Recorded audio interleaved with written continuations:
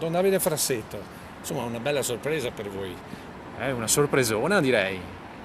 Siamo davvero contenti di avere il vescovo Michele che mentre sta per raggiungere Treviso, entrando in diocesi, si fermi o faccia un passaggio per la nostra comunità, per la nostra chiesa, la domenica mattina prima della messa delle 10:30. La, diciamo, conferma quando è che l'avete avuta?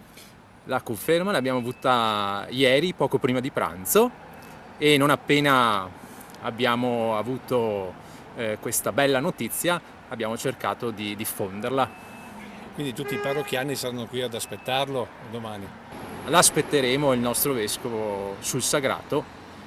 Credo proprio che questa sia una cosa meravigliosa, il fatto che lui inizi il suo ingresso in diocesi già accostando più parrocchie, più cristiani che può.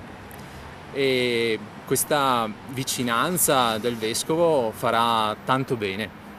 Però diciamo così, l'incontro con il vescovo non è solo per i parrocchiani di Biadene, per tutti quelli che vogliono arrivare qua. Beh, certo. Abbiamo invitato anche gli amici, i fratelli cristiani di Caonada, visto che io sono il nuovo parroco anche di Caonada.